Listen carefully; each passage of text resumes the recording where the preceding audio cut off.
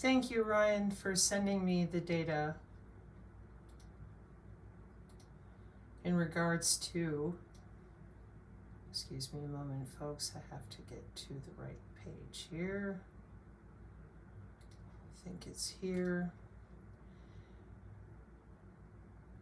Please check out about mobile group 2 introns. It seems to me that the intron RNA in its reverse transcriptase creates this physical ring in which cDNA, a genetically engineered nucleic acid, is embedded. Okay, so me being me. What are mobile group 2 introns? Well, they're retrotransposons that move within DNA and are found in bacteria, chloroplasts, and mitochondria. Mobile group 2 introns are ribonucleoproteins which consist of a catalytic RNA ribozyme and an intron encoded protein containing reverse transcriptase activity. What is all that gobbledygook about? Well, an intron is a segment of DNA or RNA which does not code for proteins. So it interrupts the sequence of genes. So what is cDNA? Complementary DNA, which is synthetic DNA sequence created from mRNA or RNA for gene cloning, for example. cDNA is used as a tool in gene cloning. Identify genes and transcripts, express proteins, okay? So I'm rather irritated that you guys have started the Clathrin crap again. And the reason I'm irritated, please let me try to explain as best I know how, because I've explained this before. I'm looking at the intra-bio nano things and the intra-body area networks with molecular communication, routing. Routing is how we get this stuff in you and out of you, and they have genomic DNA libraries. Hang on. Yeah, that's what I figured. Okay. So the reason I get pissed off when people get obsessed with one vector is because we have a multimodal, multi-discipline approach with something called omics, which I have been going over repeatedly, waiting for the rest of you in synthetic biology. Those of you who keep talking about viruses, those of you that keep claiming that vaccine, okay, well, we have 20 years of nano.gov, nanoworks.com, and y'all out there are using all these different omics. So for me, so you understand, I'm not in your biology world where I'm only, for example, working with protein folding and, transcriptomics, and that's it. I'm not in your world with just proteomes, and that's it. Just the mRNA translation to proteins, that's it. I'm stuck in this horrible place in which I understand due to the following. I understand that they are using synthetic biology open language to literally log in and rearrange your cell structure in multiple ways. Electricity, methylation, as in electroporation, methylation, epigenetics, genetic circuits, exogenous signals. And what happens is people end up screaming that they've got it figured out. A year ago, I dealt with the Clathrin dot stuff, and then we had to deal with Karen Kingston screaming about quantum dots. And I said, we have a lot more than that. And nobody said a word.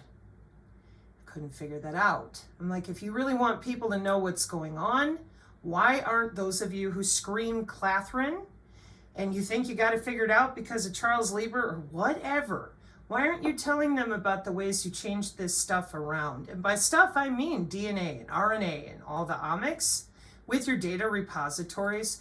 This is precision AI healthcare. So you would think with the metabolome and the proteome and all that, you guys would be talking about this for the different things that you are able to do exactly with what Ryan is asking after, reverse splicing, RNA splicing, but you have top down and bottom up for how any of these little molecules at the molecular level, it's called molecular communication, are gonna do what they're gonna do or not. So what I end up seeing, me, Sabrina, is I see how many options that you've got in all these different databases with all these different routing protocols for molecular communication. Quantum routing for molecular communication for intra-body area networks. Okay, so when I get in here, I've got molecular communications options for long range, short range, and they change networks as they're going because the terahertz have got to get closer, further away, and then when they are under the skin, okay, and hang on. Yeah, there we go. So once they're under the skin, because there's axons and capillaries, but then there's rhodopsins and light transduction, pheromones, pollens, and spores, and the encoding and emission and propagation of the molecule itself, because the molecule itself is, or can be, the carrier. So there's like all these different things, plus the nano routing is super complicated, okay? Because we're talking about the molecular scale, all right? And y'all out there, you get obsessed on one vector, one. And then when I don't focus on it because I know better, as in I know that they're using a combination of their omics. Here's the temperature aware routing protocol for the nano networks. And they have all the different exogenous signal waves that some of you are familiar with because you all think that it's a 3-point pulse or, you know, you don't understand that stuff. Hey, I get it. Believe me, truly. But for me, I'm like, why do you guys keep obsessing over one vector in a system that's built off of human DNA? So you would think that you know right away that it's going to be multimodal and multi-vector to get it done. No, we're back obsessing on Clathrin dots. Okay? Now, I'm working as best I can to try to help you understand. We've got diffusion involved. That's molecules in the air as well. With quantum, with satellites, with spin, homomorphic encryption, and a whole lot of the different ways that we're using the digital twin, how you sit and stand, all these different switches that go on and off potentially with optogenetics and genomics if it has to move things. Here's your control plane stuff. And I don't understand for people that claim that they understand Clathrin and quantum dots, but yet not one of you could get out here and say, all right, so here's the deal. We have synthetic biology open language. Where are you using it? How are you coding your Lego bricks? HOW. That's molecular biology. I haven't even gotten into gene circuits or genetic circuits yet, okay? Because you're storing data in DNA. You're playing with people's DNA. And you've got a ton of data repositories to do it. And I'm not talking about repositories that are open source built and sitting there only. Not at all. We got 20 years of iGEM, 30 years of SynBio, and you're all completely quiet. And here's Ryan and Sal busting their tush, and we're back to Clathrin. Well, I have bad news for you, because I explained this already, but since apparently you don't want to talk about it, with all your plasmids and your Lego bricks. Let me try another one so you understand how ridiculous this is. Because your synthetic biology open language is your Lego bricks. So how do synthetic biology Lego bricks work in DNA? The DNA bricks are short strands of that cDNA, synthetic DNA, that act like Lego bricks to build complex structures. The bricks are programmed to form specific shapes based on the DNA base pair recipe. What's it for? What are these DNA bricks for? Drug delivery, medical devices. Oh, do you notice they self-assemble? Amazing.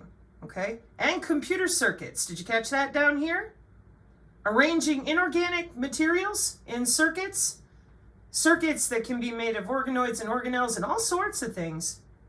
We're talking about the nanoscale, not always nanotechnology. Okay. Hang on. Still going. So we have design tools. We have 20 years of internationally genetically engineered machines assembling DNA into bioparts, pathways, and genomes. Okay? This is in frontier development in the tools and methodologies of synthetic biology, designing predictable biology and rapid prototyping down here. Chassis selection, biopart design characterization and metrology, synthetic system design, in silico modeling, DNA assembly, genome engineering, high throughput, and rapid prototyping in vivo and in vitro. Now, you mean to tell me that as somebody who's serious about figuring all this out, Clathrin is all you need? I just need to know about the Clathrin dots. This is the same bullshit we got with Karen Kingston. Quantum dot. We come to find out there's over 40 different kinds of these quantum dots and how they express, because we're using synthetic biology open language that none of you who scream Clathrin thus far have explained this. Not a one. Now, what I've done, because I want to make sure that Ryan and Sal are not going to spin in circles. I really don't appreciate this. So I just asked some basic questions, and I hope that I'll leave all the links here for you, okay? But this has to stop. This is a menu system of precision AI healthcare. Everybody's DNA is different. Everyone's physical environment is different. So the way that they are handling DNA sequencing for individual humans and the towns they live in are all different. Precise means precise, not, well, Clathrin has to be involved. And that's the only vector that we need to focus on because that'll answer everything. This is synthetic biology, and like I already mentioned, everybody's DNA and epigenetics is different. Why are we doing this again? Watch. So Clathrin is a protein, one, that plays a crucial role in intracellular transport and vesicle formation, okay? And I think this is coming from the obsession with Charles Lieber and all these other people. I'm sorry that you still don't understand out there, those of you that do that. Maybe it's because you think that he's the only one, this stuff just arrived. No. Much of this synthetic biology goes back 50 years, okay? So what you end up falling for this red herring with Lieber and Morgan and all this stuff, although I don't think Morgan for this Clathrin stuff, but y'all correct me if I'm wrong, then you get stuck there. It's not okay. We have a menu system. We have Lego bricks. We have synthetic biology open language. We rearrange plasmids. We have anthrobots and xenobots. We have regenerative medicine. We have tissue scaffolding, wireless tissue engineering. So if Clathrin is the only protein that we're using, are you kidding me? Watch. Clathrin is a protein that plays a crucial role in intracellular transport and vesicle formation. What other proteins act like Clathrin? Proteins that function similarly to Clathrin, primarily involved in forming protein coats around vesicles for intracellular transport, include adapter proteins like AP-2, AP180, epsin, and amphiphysin. These proteins help link Clathrin to the cell membrane and facilitate the formation of coated pits during endocytosis, essentially acting as scaffolding for Clathrin assembly. Key points about these similar proteins. Like Clathrin, these adapter proteins help assemble a protein coat around a membrane region, leading to the formation of a vesicle for transport within the cell. Interaction with Clathrin. They directly bind to Clathrins through specific domains, allowing the Clathrin lattice to form around the membrane. Specificity. Different adapter proteins are involved in different cellular pathways, with AP2 being the primary adapter for Clathrin-mediated endocytosis at the plasma membrane. Other relevant proteins. So then I asked, is Clathrin the only intracellular transport protein?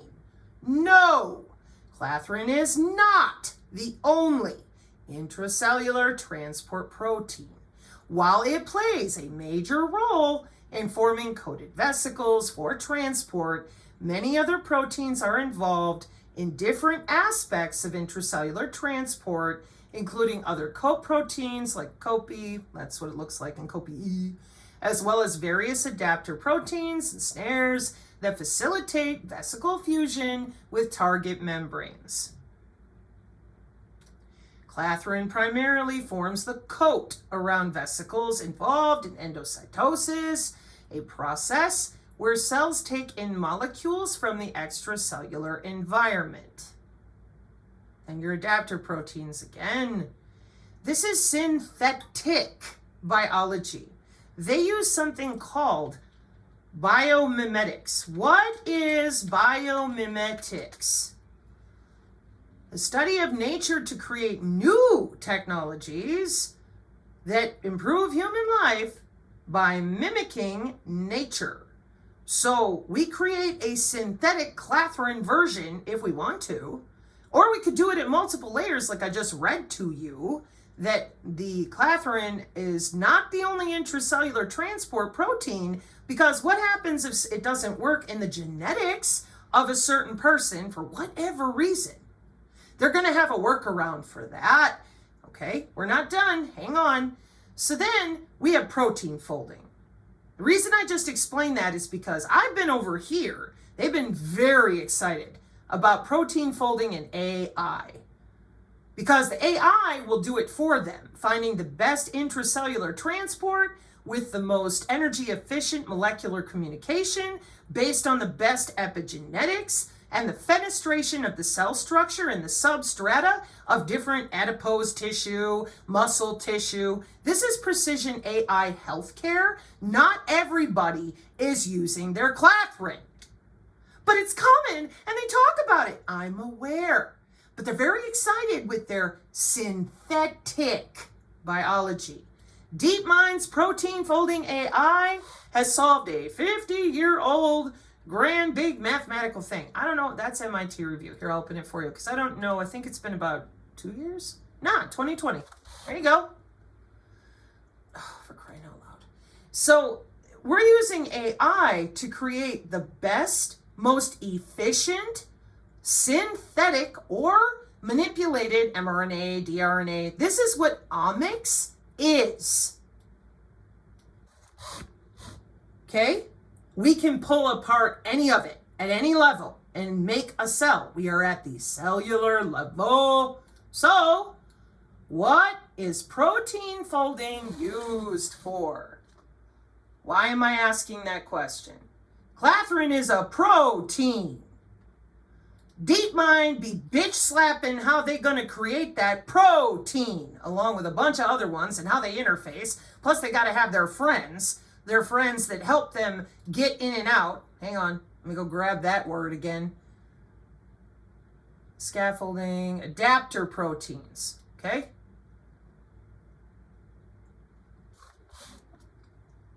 And the only reason I know this, biomedical DNA plasmid weirdos, I hate biology. Sorry, I really do.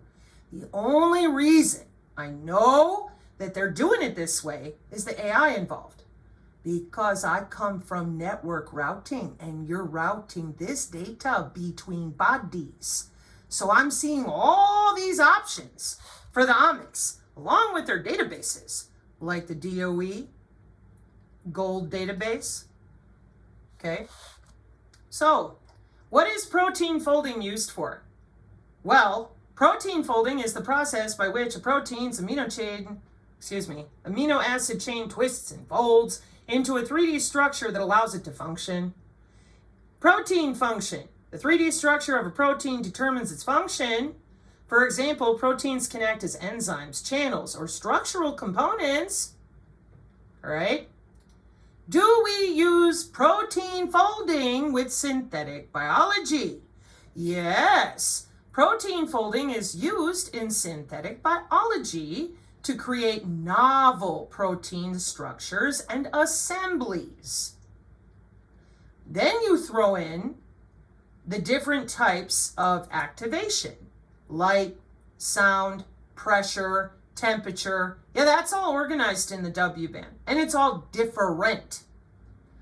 So, if we're going to get obsessed with one protein, you're leaving out DNA origami. If we're going to get obsessed with one type of protein and assembly, you're in trouble because you're missing all this synthetic biology coding. I yelled at these same people before who tried this, and I said, you need to tell them synthetic biology, open language. You need to tell them about these genomic libraries, the repositories. How accessible are people? How are they using them? No, we're just going to complain about Clathrin. Now let me show you another one. So hopefully y'all out there are going to take what I'm showing you and understand you're in real trouble when you hook up the human body. How long ago? 30 years, 50 years of databases. And then those databases are sitting with the Department of Energy, and you're talking to somebody who's known about this for 2 years and could not be bothered to explain all those different logins. Okay? That's all I'm going to say about that for now. So let me show you another example of how we get into trouble when we hyper focus. I swear I should have my husband here. He would tell you. Okay. What the hell is a star polymer? Does anybody know? Star polymer biomedical device. What is it? What is a star polymer biomedical device? Refers to a medical device made from a star polymer, which is a type of branched molecule. We're using molecular communication. I have repeated this. I have tried to get your biophysics people to talk. I have tried everything I know how to get everybody out there to come together. No, I have the magic answer. No, nobody does, because you're dealing with human DNA and molecules. It's pretty big, okay? So the star polymer is a type of branched molecule where multiple linear polymer chains, arms, radiate from a central core, offering unique properties like compact structure, high loading capacity, and tunable functionality, making them well suited for drug delivery, tissue engineering, and other biomedical applications. Drug delivery, biomedical, thermoplastics, and nanoelectronics, among other applications. Okay? So, when we find out that, oh my gosh, you put these in people, they're pretty good about that because they've had synthetic biology for 30 years in the wide open, at least. They've had nano for 20 years. That wide open, meaning they had it for quite a time before then, okay? So a star polymer is just one of many of these types of synthetic biology that they've been using with biomedical applications. Just like you ain't got one magic protein. You ain't got one magic polymer either. Watch this. Uses of polymers, and this is from Cambridge, in medical devices, lenses, vascular grafts, hernia patch, balloon catheters, hip and knee replacement. Cambridge Polymer Group. Let me show you another one. It's considered a biomaterial. Okay? Polymers in biomedical use. Synthesis, characterization, testing, applications, medical applications, and various drug delivery systems. A biodegradable structure material, like I said, tissue scaffolding, wireless tissue engineering, morphology again as well. Wound dressing, medical material, biomaterials. What is that other one? Not biomimicry, biosimilar. Scaffold for ligament repair, drug delivery systems. Here, let me zoom in for you. Apologies for my window reflection. Targeted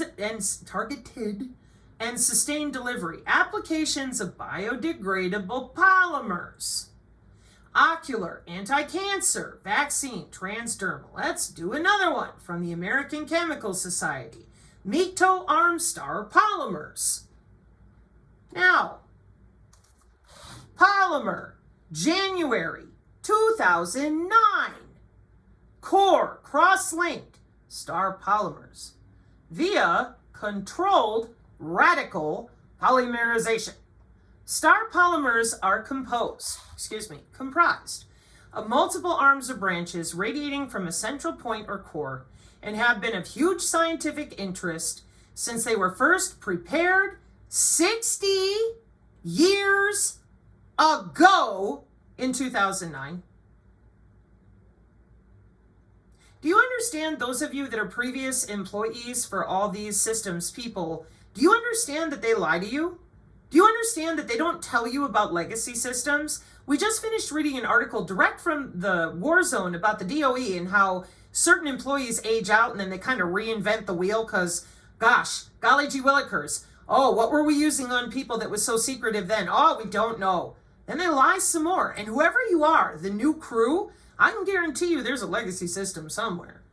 So, 60 years ago, in 2009, as a result of their unique physical properties, star polymers are not just an academic curiosity, but are currently employed or under investigation in a wide range of industries and commercial materials, ranging from engine oils and coating technologies to contact lenses and biomedical devices. Although there are many different types of star polymers and methods for their synthesis, recent advances in the field of controlled radical polymerization have enabled the facile production of complex star polymer architectures from a large range of monomer families without the requirement of highly stringent reaction conditions.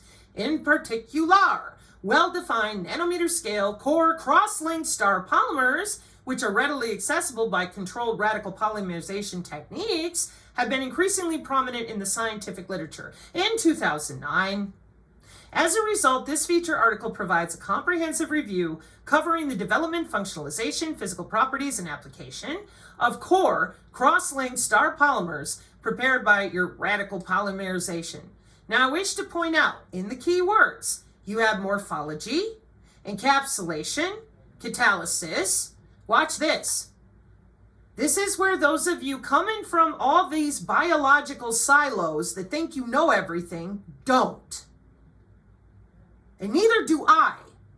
But I do see a lot more of the options that they have. Dynamic light scattering, degrees of polymerization. What is that? The Fourier transform with the infrared. Okay, biological medical protein people. How is that going to work on the body area network to change out the intra-body area networking with the intra-bio nano things? Oh, I forgot. You wouldn't let us talk about Jornet. You still won't admit to Achilles, so you get to run out there and scare the crap out of people. Clathrin, quantum dot. This is ridiculous. Why? DNA and biology. You're not dealing with a simple system. You're dealing with a system that is far in advance. And quantum, by the way, you're sitting there pretending there's only one way. I figured it out. You might have been targeted by it. You might have dealt with it. But I'm sorry to tell you that you're not the only person out there in the world, Clathrin.people, because I've dealt with you before. And you are not helping anybody by doing this again. We need to understand that they are logging in for precision AI, which healthcare, which means omics, not there's only one protein. Well, it says there that there's other proteins that help it function. Right, but those proteins help it function. No, Clathrin's not the only intracellular transport protein. And you know what we're talking about right now? Synthetic biology, meaning they're going to make it as a biosimilar product. It's going to work just like the Clathrin is an intracellular transport protein. Then they're going to play with it, with their DNA origami, to make sure that it's doing exactly what they want it to do. Oh, and they've been working on this. It ain't new. It's not new. And I'm like, whoa, boy, is that a lot of omics. And no wonder they have a synthetic biology open language to hack the human bioelectric code. So you'll have to excuse me, but you're using computer software under people's skin to manipulate the environment around them using air molecules, pressure, sound, heat, and other bodies. And I'm really damn tired of seeing good people trying to chase their fucking tail because you need a title and a tiara, or you're following the wide open spotlighted people like Lieber and nothing else. Would it surprise you to know that given it is synthetic biology and AI that we've upgraded, and we're still upgrading right now? Seriously? That would surprise you, right? Clearly. Got another one for you. Those of you that still can't deal. You need to go to NanoWork. No, I'm not kidding. I'm very serious. Those of you that are obsessed with Clathrin, those of you that don't understand, it's called nanowork.com. You need to go spend some time here so that you can appreciate how many industries, plural, are involved with all of this quantum communication, because it's molecular communication with aware position, navigation, and timing. Okay? Now, back over here to our polymer, our star polymer. Here's some assays, different types of lactic acid, molecular weighting, more of your chemistry that never ends, playing around. Spinners, yeah, spectroscopy.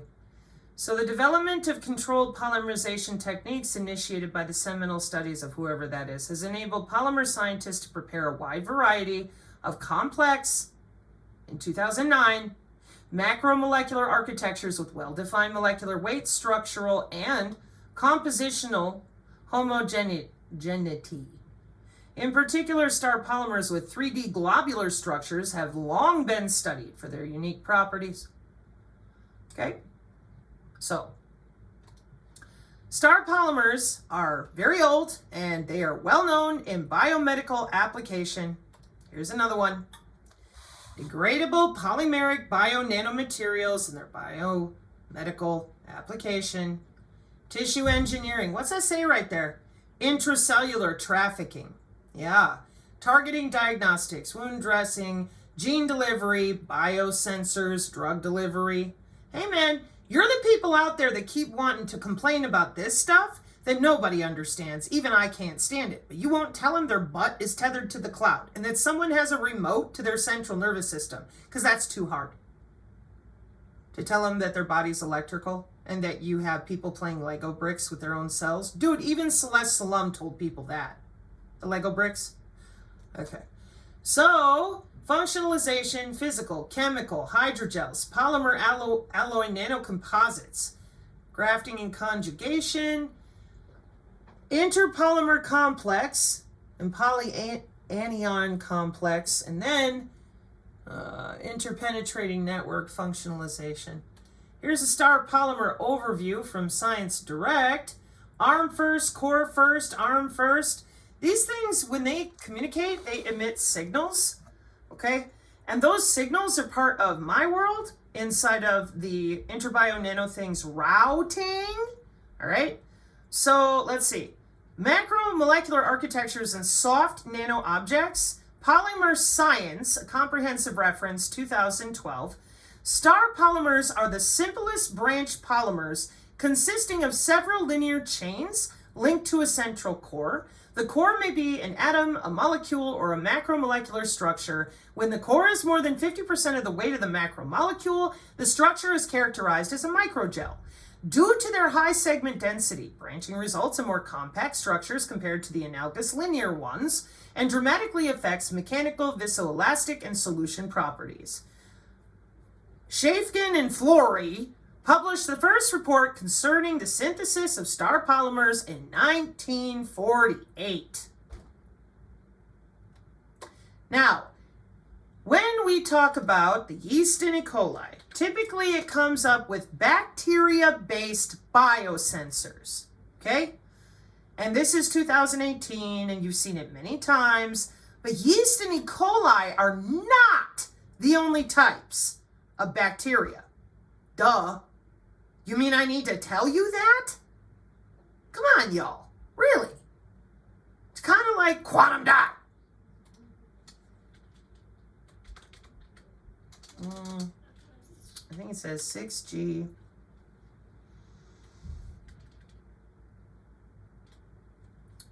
No, not beyond 6G, and not the timeline. See, guys, in your sensors. Oh, it's the name of a paper that I need to have more readily available.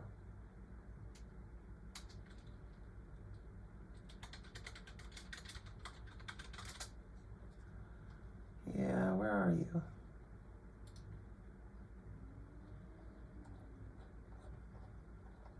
If I have to, I'll break away and find the paper. There's a huge amount of these things. It's just so crazy massive because you're using molecular communication.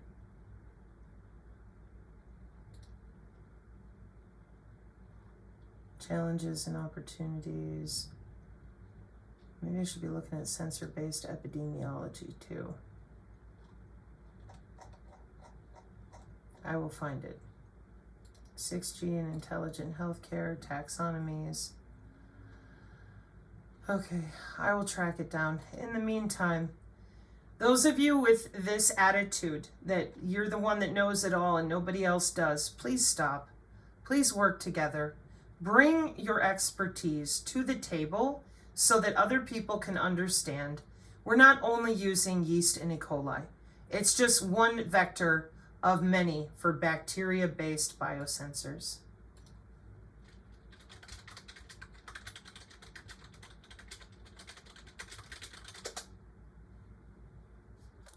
It's difficult to provide a precise number of bacteria-based biosensors as research is developing new ones constantly.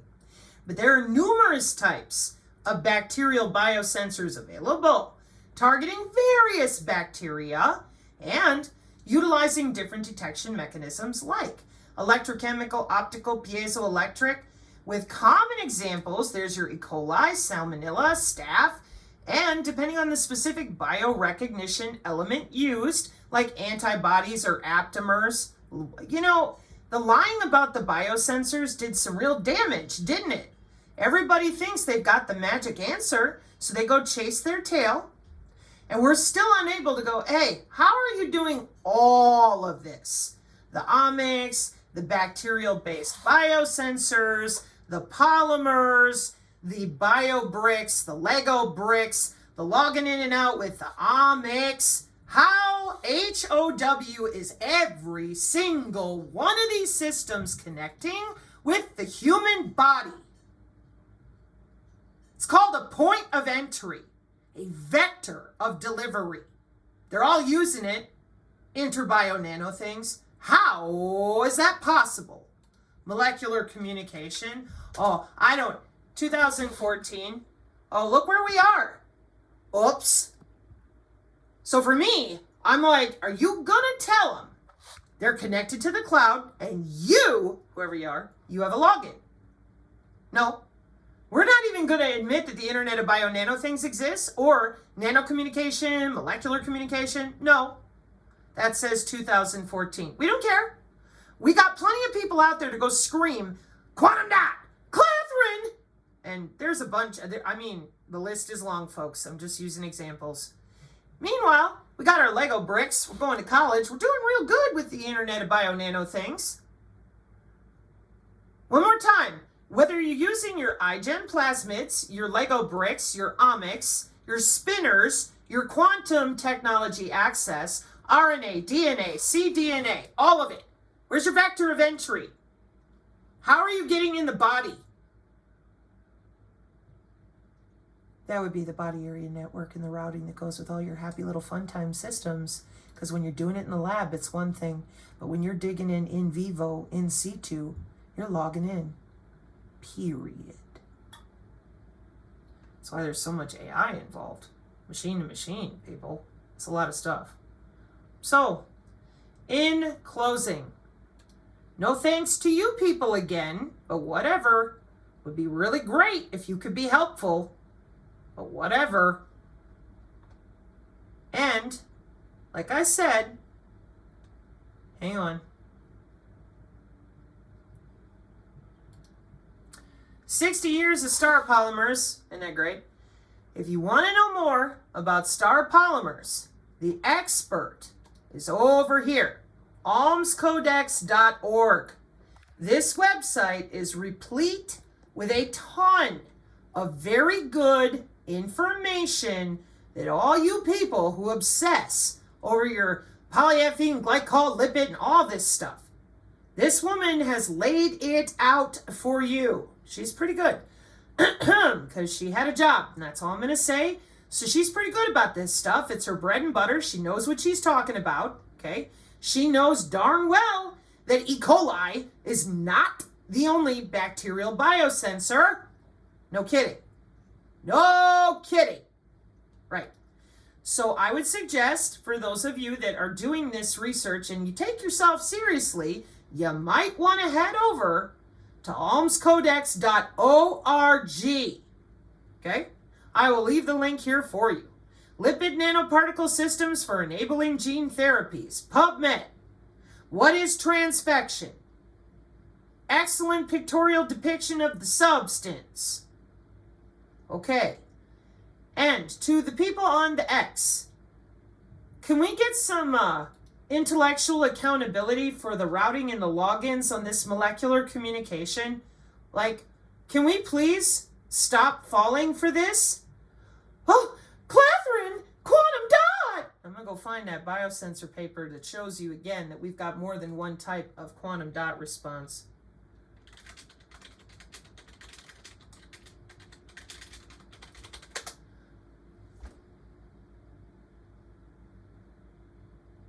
Oh, so there's a variety of nanosensors based on different nanomaterials, no different than the lipids and the omics for different DNA and biology. Wow, like what? Carbon nanotubes, gold nanoparticles, magnetic nanoparticles, plus your own cells themselves. Oh, quantum dot strengths. They're often used in nanosensors due to fluorescence. Okay, so are quantum dots the only nanosensors that use fluorescence? No. No kidding. They're highly fluorescent. They're well known for their fluorescence.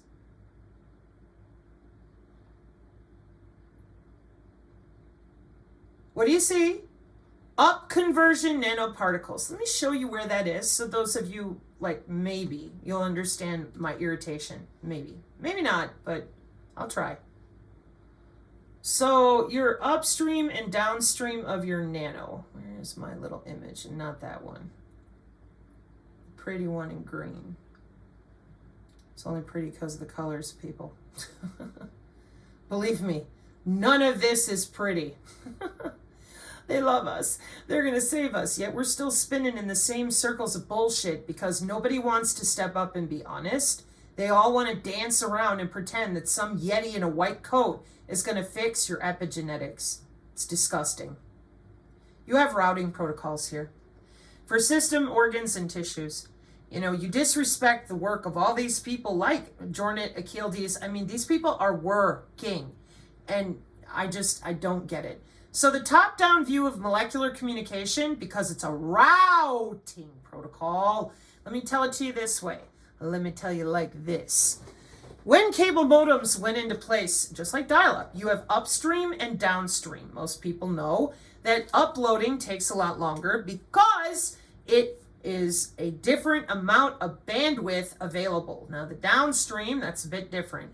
So you have a top-down view of molecular communications and you have a bottom-up view of molecular communications with these synthetically engineered systems and natural systems working together with molecules as the carrier to deliver information and or payload for cellular communication under the skin. It could be optogenetic, it could be exogenous signal, or it could be a nanomachine, or it could be your own DNA, it could be a bacterial biosensor. But one thing it will not be, because everybody's DNA is different. And you did this to people a long time ago. So now the routing for molecular communication is robust. It's all part of the Internet of Bio-Nano Things, the Internet of Nano Things, with tons of different cyber biological security for smart agriculture, smart cities, cognitive cities, weather control, soil samples, water remediation. Yeah, right off the top of my head. Because nobody else wants to step up and admit that you're under people's skin. You know, for being told all the time that it's too complex, I just can't. Well, let me show it to you in 2010 from Rutgers University. What is all this? You being tethered to the cloud. Why? Why? Biomedical engineering. I don't understand. Dick Cheney's pacemaker. This is why I went this direction. I thought people might give a damn. They don't. They want the Yetis to fix them.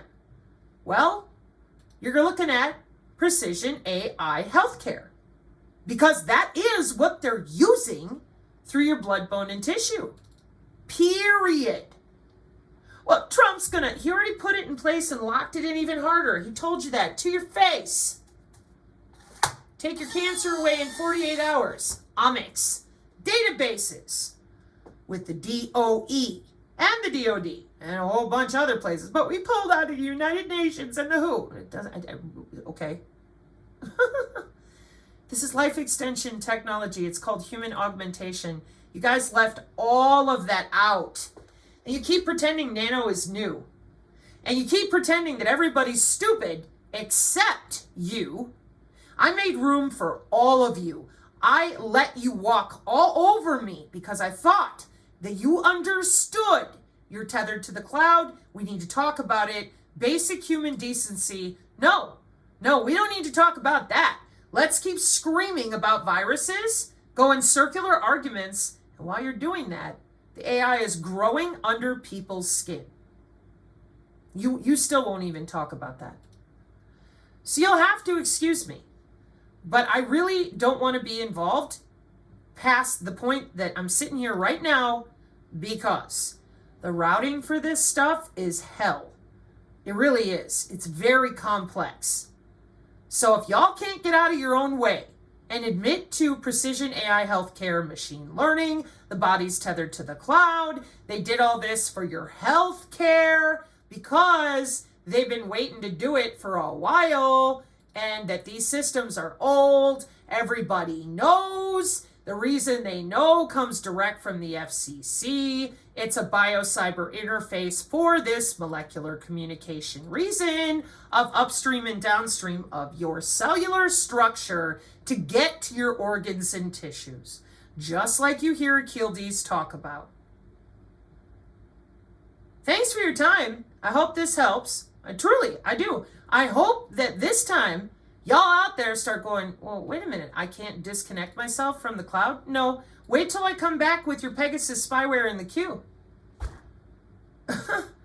And the way that they're pulling it through themselves and other people with Hive.ai and pulling apart natural telepathy versus synthetic. They're repressing your bioelectricity in your neurons. They can wrap your neurons individually with a wearable. You wonder why those of us who've been assaulted, assailed, and maimed by these systems for the testing, for all of you, and we're still just sitting here like, wow, what are we going to do? Because, damn, nobody can get out of their own way and make it as simple to understand as possible. You're tethered to the cloud. Well, I don't want to be. Well, tough shit. National security. Excuse me? Yeah. And by the way, It's all built for your healthcare, precision AI healthcare. And by the way, they've been working on this since 2014 over here with the IEEE and the things your physics nerds refuse to talk about. There she is. Diffusion, Brownian motion. It's physics? Yep, you won't hear them talk about it. They're more interested in little green men uploading themselves to the cloud in aeroplanes. Hey, everybody got interest. Don't pick on people. I'm just saying that I'm over here going, I can't believe that you're doing this to people and you're still complaining and whining and claiming that you've got it all nailed down. It's only quantum dots. Meanwhile, I'm over here and it's always the same. I'm like, oh my gosh, if I have to go through this again, there's 40 different derivatives plus the expression points in the genetics. Is it 2D? Is it going to diffuse? Is it going to talk to something else? And then, but it's fluorescence. They're not the only one. That's why I made fun of her for it. I'm like, what are you doing? Then I found out she was from BioNTech and helping frauds like Pavlov-Lapova. And I'm like, oh, you're screwing with people so they can't figure out what the hell's going on. Yeah. So now that they've had 5 years to do that to you and they're the only ones anybody will listen to because you didn't make them accountable. No, you didn't. Kind of like I tried to stand up for myself in our community and y'all said, shut up! We don't need to worry about that. Focus! Okay, well this time you need to clean up your own messes. All right? Because you're dealing with rowdy bodies. And if you don't deal with that, with the machine-to-machine and the AI involved, you're never gonna, you're done. Because we don't only have nanosensors, and even where we do, hang on, let me zoom in for you. Optical, electromagnetic, mechanical, affinity-based, catalyte-based, active, passive, and I haven't even shown these yet. Check it out. The role of quantum dots, biosensing, bioimaging, wireless drugging, food safety. Hello? That's the only one. No. So if you want to make it simple for people, why aren't you telling them they're connected to somebody's login with the Department of Energy? Gee, I wonder. It's real simple. Biosurveillance, with that human anatomy none of you will talk about, with the study of bioelectromagnetics, with a machine learning algorithm only for them. What are you guys protecting so hard? Why is it that you can't talk about this like credible professionals? One more time. It's not hard, it's ugly. As I've just laid out for all of you who think you know it all. It's very simple. If someone else has a literal, exogenous, external, wireless remote to my central nervous system, and they do, that's the back end of the Internet of Medical Things. I just went over this again in regards to its life wave, visible light communication and manipulation. Wait till I get back to the rhodopsin. So your central nervous system is their backbone, their personal playground. They're running you around. They're shoving signals in and out of you. And you're running to your white-coated Yeti who tells you nothing and going, oh my God, what am I going to do? Remote me harder, Daddy. I need 6 more injections. We can't tell on them. We have to all get along. Well, do you notice that when you do that, you end up with people who waste your time and run you in a circle on purpose for psychological operations, which are justified throughout every nation to achieve a military mission? Yeah. The military mission in this case, your cognitive cities, in which they're going to, the city, is going to have a personal relationship with the Internet of Thoughts and the Internet of Behaviors to ensure that you do exactly what your cells tell you to. Did you hear me there? Somebody should have probably told you the truth about the anatomy that they're using to do this, huh? Yeah, so that you at least know that the actual biosignals are coming from the inside out as well as the outside in. But my magic amulet and my haptic gear and my whatever products, etc. No, see, those of us who survived this shit, we told you. The only way is through. We have got to find a way to be honest about this. So far, we got nothing. Everybody is way too wound up in going to Mars, being superhuman. That's the one I'm hesitating because I'm trying to think of what I wanted to close with besides that. So do you want to talk about human augmentation yet? Why it is you're not getting out of this and how they're going to hurt people real bad in the very soon, like near future? 10 years, 15, I don't know. But I know that this is engineered biological entities, and they're not going to give you a choice. They're augmented. And again, here's all your omics. with the appropriate ITU specs. We pulled out of the United Nations. That doesn't change how the internet and these electronic systems or your biology actually works, but thanks. That's why I don't really get into it with politicians. So anyways, like I said, human augmentation, good health and well-being. No!